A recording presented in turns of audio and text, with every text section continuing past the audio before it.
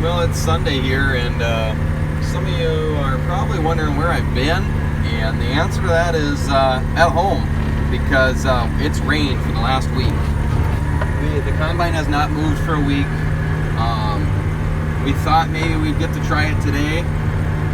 It's started misting immediately when we got to the combine, and the rain's going to be here again in about 2 hours. So,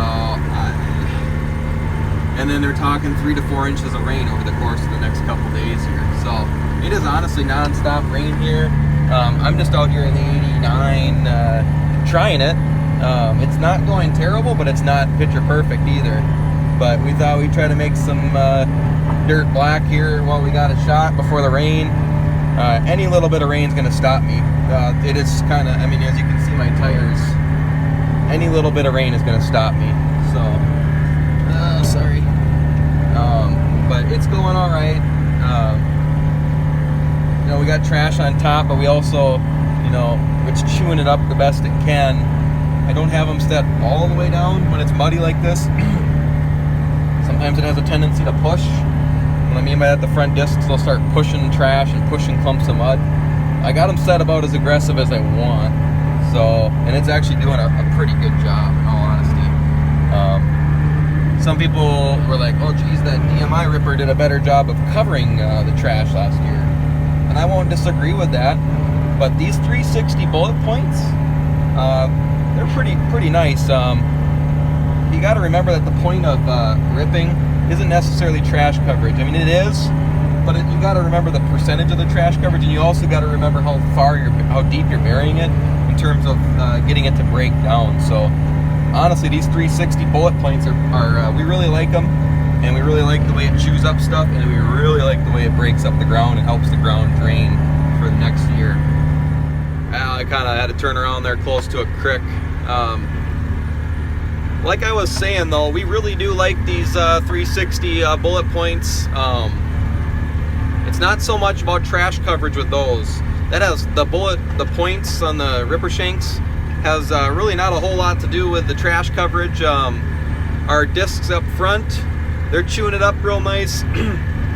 Your points is terms of fracturing the ground, and then you can put the thing on the shank a little higher above the point. I'm blanking on the term. Somebody will add it here for me. Tired, but that'll throw some dirt on top. Your points will do that too, depending on like the shape of them. But the 360 bullet points that we run, the advantage to those is it's getting all the ground in between each shank. You know, some shank or some types of points, there's dead space in between the shanks, and what I mean by that is, sure, it's fracturing the ground where the point is going through, but what about all that ground that's in between the two shanks? You know, different styles of points, you know, different things can happen. Well, if that's going on, then you're not really fracturing all the ground. We've found that the width of the 360 bullet points, get cheat up through this low spot, whereas the way the tires carry it, it tends to dig in deeper than I want right there. We've found that with the 360, it fractures most of the way, if not all the way, between the shanks. We've been very pleased with that, and you can actually watch it as the Ripper goes by you if you're not in it, and you can watch the whole ground. It's like a big wave. So we really like it. It helps with draining the water, and we definitely have some wet ground out here, so we like the fact that we can get into the field a little earlier with how the ground's fractured and how it drains the water better in our fields. You know, it's kind of a bummer that we haven't moved the combine in a week. And the way it's looking with the weather, it probably won't move for close to a week still. But it's hooked onto a pretty good rock here. 1 second, I'll turn you guys around. Felt it. I don't see it. It didn't pull it up. But kind of a bummer we're not, you know, able to pick corn. But what do? It does look like there's going to be a dry stretch. We're going to need it to dry out after all the rain we get. But it does look like it's going to be dry for a few days nonetheless afterwards, so hopefully we can at least get maybe some beans out next week. They are ready.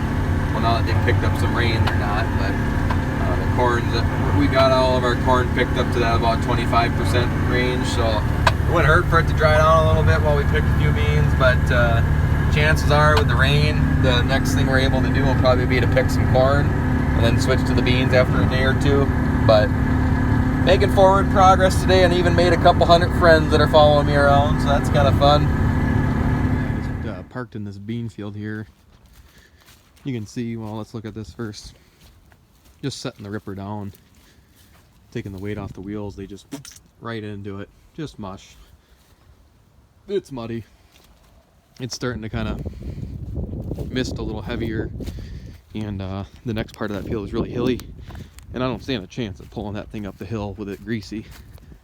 You barely can do it when it's dry with those bullet points, but we look at these and you don't even hear it crack, they just bend, so no, they're wet. They'd be too tough to even try these. Obviously it's gonna be here, the rain's gonna be here within an hour. I might rush home and try to do some skid loader stuff here, but rain delay. Be back probably in about a week, hopefully not that long, but it's gonna be next week sometime. It's unbelievable